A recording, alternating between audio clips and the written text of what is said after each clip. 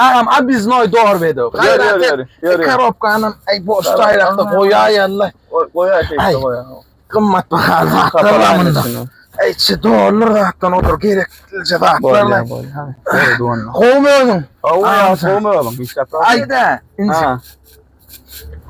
Tekerime bir de parka kene mümkün. Ay o so çapıllı lay. Sapıllı mı? Ay.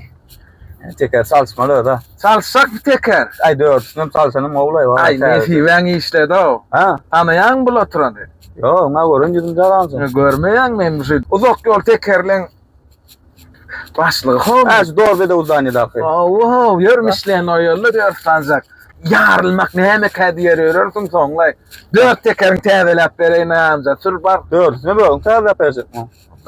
Gururum ne diyen mo dört teker men yan sigit ya ha gururum. Yo am seni başlığım o tayının ya iyisi ya şu tayda oğlum. Ay ne ettin şu spot şu dağındılar bilen men. Başlık bolman ne? Vulkan zaşık bolmacağım bellidir ya. Çomartlık şuun menden qaldı. El atşayın aytanga. Yirakta durayım. Ana uzak yol mişlen yapıp dura. Koysan yanına. Boldu lan. Ağam. Ama. Ay eyle beyle deyip dursun yüreğin sugulu jawarına. Dursun karop kolay. Aha. Ova. Fonaların. Dört tekerin var salsıp berel. Yer dükana. Gel ağam gel. Ne? Tekerler dünyası ölümün kıda. Ağam görta. Dört tansak mislen koyup ağam. Min gitsin mayne hemen gidin. Atsar ver. Barani. Dört tansak mislencik koyup. Bollu metre. Git otur sen git otur. Ödüm biliyorsun ha. Bollu.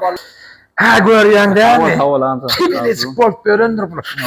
Şeydi paklayan bular o.